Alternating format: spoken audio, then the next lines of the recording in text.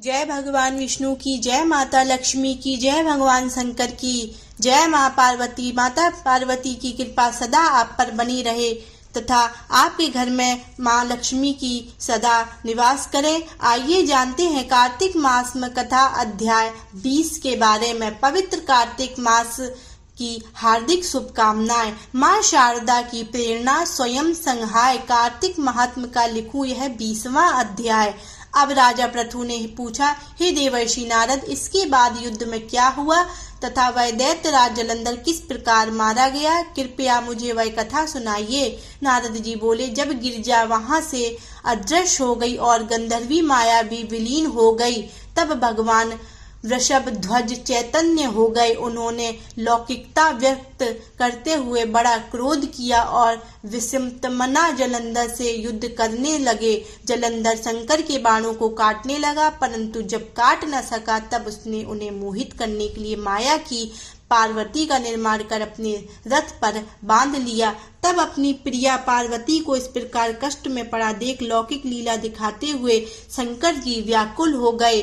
शंकर जी ने भयंकर रौद्र रूप धारण कर लिया। अब उनके रौद्र रूप को देख कोई भी दैत्य उनके सामने खड़ा होने में समर्थ ना हो सका और सब भागने छिपने लगे। यहाँ तक कि शुंभ निशुंभ भी समर्थ ना हो सके। शिव जी ने उन शुंभ निशुंभ को शाप देकर बड़ा धिक्कारा और कहा, तुम दोनों ने मेरा बड़ा अपराध किया है। तुम युद्ध से भागते हो, भागते को मारना पाप है। इससे मैं तुम्हें अब नहीं मारूंगा, परंतु गौरी तुमको अवश्य मारेगी।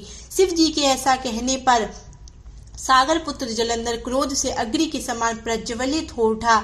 उसने शिव जी पर घोर बाण बरसाकर धरती पर अंधकार कर दिया। तब उस दैत्य की ऐसी चेष्टा देखकर शंकर जी बड़े क्रोधित हुए तथा उन्होंने अपने चरणाघुष्ट से बनाए हुए सुदर्शन चक्र को चलाकर उसका सिर काट लिया। एक प्रचंड शब्द के साथ उसका सिर पृथ्वी पर गिर पड़ा और अंजन पर्वत के समान उसके शरीर के 2 खंड हो गए। उसके रुधिर से संग्राम भूमि व्याप्त हो गई। शिवाज्ञा से उसका रक्त और मांस महारौरव में जाकर रक्त का कुंड हो गया तथा उसके शरीर का तेज निकलकर शंकर जी में वैसे ही प्रवेश कर गया जैसे वृंदा का तेज गौरी के शरीर में प्रविष्ट हुआ था। जलंधर को मरा देख देवता और सब गंधर्व प्रसन्न हो गए। माँ शारदा की प्रेरणा, स्वयं सहाय। आइए जानते हैं कार्तिक मास महात्म कथा अध्याय 21 के बारे में। पवित्र कार्तिक मास महात्म कथा। लिखने लगा हूँ श्री हरि के चरणों में शीश नवाए। कार्तिक महात्म का बने यह 21वां अध्याय।